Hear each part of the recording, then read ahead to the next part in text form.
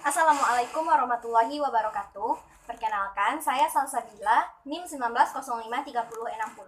Pada video kali ini, saya akan menjelaskan materi kelas 11 SMA pada semester 1, yaitu dengan kompetensi dasarnya, mengklarifikasi ketenagakerjaan.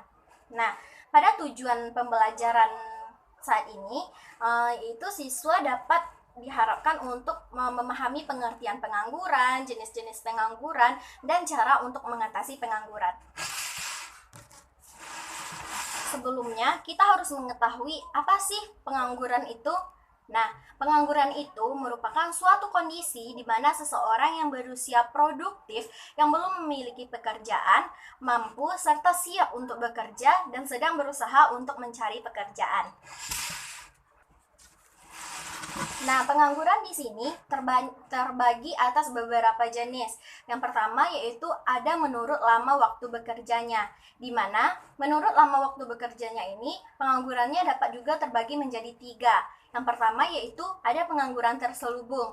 Pengangguran terselubung ini merupakan tenaga kerja yang tidak bekerja secara optimal karena ada alasan tertentu. Nah, pengangguran terselubung ini mempunyai pekerjaan tapi produktivitasnya rendah, entah tidak kesesuaian antara pendidikan dengan pekerjaan ataupun lainnya. Kemudian jenis pengangguran yang kedua yaitu pengangguran terbuka, di mana pengangguran terbuka ini merupakan suatu keadaan di mana seseorang sama sekali tidak bekerja dan sedang berusaha mencari pekerjaan. Nah, pengangguran ini disebabkan oleh lapangan pekerjaan yang tidak sesuai dengan yang tidak ada kecocokan antara lapangan pekerjaan dengan keahlian yang dimilikinya. Kemudian jenis pengangguran yang ketiga yaitu ada setengah menganggur, di mana pengangguran jenis ini ditujukan pada seseorang yang mempunyai pekerjaan namun jam kerjanya hanya sedikit, yaitu tidak sesuai atau kurang dari 35 jam per minggu. Dengan demikian penghasilan mereka kadang tidak mencukupi. Kemudian jenis pengangguran yang kedua yaitu menurut sebab terjadinya. Menurut sebab terjadinya ini, pengangguran dibagi menjadi 4. Yang pertama yaitu pengangguran struktural. Nah, pengangguran struktural ini yaitu pengangguran yang terjadi karena adanya perubahan struktur ekonomi yang menyebabkan keterampilan pekerja kurang sesuai dengan yang dibutuhkan oleh perusahaan. Contoh dari pengangguran struktural ini yaitu pekerja digantikan oleh robot atau tenaga mesin, sehingga terjadilah pengangguran struktural. Nah, yang kedua yaitu pengangguran siklis. Pengangguran siklis ini yang merupakan jenis pengangguran yang berkaitan dengan kehidupan atau siklus ekonomi di sebuah perusahaan. Akibatnya, karyawan akan di-PHK atau terjadi pemutusan hubungan kerja antara perusahaan dengan karyawan. Pengangguran ini disebabkan oleh turunnya permintaan barang dan jasa secara drastis, sehingga mau tidak mau perusahaan akan mengurangi jumlah tenaga kerja di perusahaan mereka.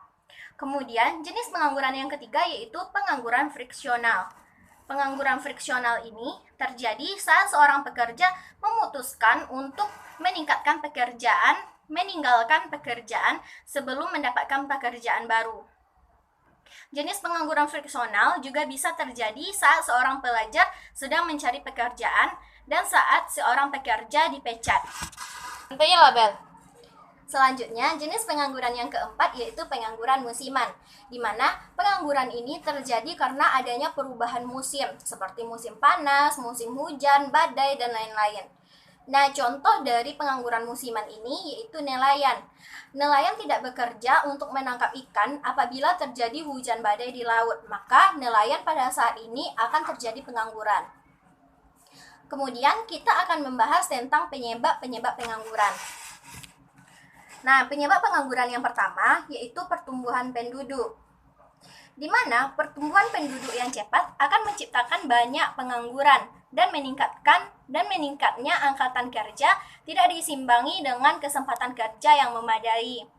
Kemudian, penyebab pengangguran yang kedua yaitu angkatan kerja, di mana angkatan kerja tidak dapat memenuhi persyaratan yang diminta oleh dunia kerja. Kemudian, penyebab pengangguran yang ketiga yaitu perkembangan teknologi. Perkembangan teknologi yang tinggi tidak diimbangi dengan keterampilan dan pendidikan dari pencari kerja akan menyebabkan pengangguran. Selanjutnya, penyebab pengangguran yang keempat yaitu tidak adanya kecocokan upah antara pencari kerja dengan perusahaan. Karena tidak semua perusahaan dapat memenuhi upah yang diminta dari pencari kerja. Kemudian, penyebab pengangguran yang terakhir yaitu tidak memiliki kemampuan untuk berwirausaha sendiri. Dengan tidak adanya keinginan untuk membuka usaha sendiri dan memilih untuk mencari pekerjaan sendiri dan meminta bantuan dari orang lain. Kemudian, kita akan membahas tentang cara mengatasi pengangguran.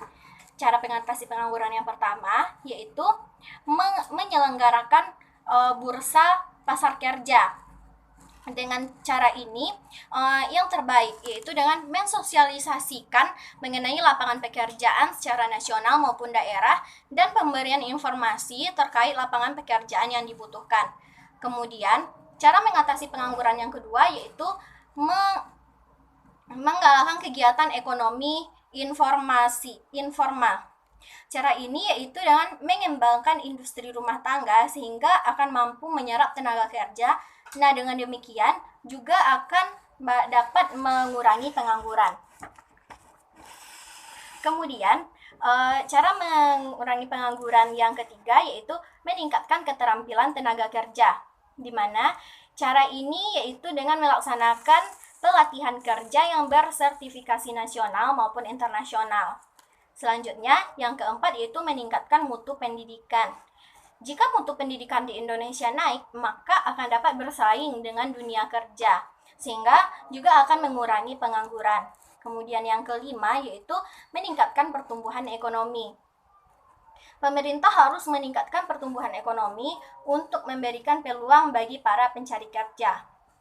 Selanjutnya, yang keenam yaitu mendirikan pusat latihan kerja, kemudian mendorong investasi, dan memperluas lapangan pekerjaan misalnya dengan cara mendirikan industri-industri yang sifatnya padat karya. Nah, sekian materi yang kita bahas hari ini. Saya pamit undur diri. Wassalamualaikum warahmatullahi wabarakatuh.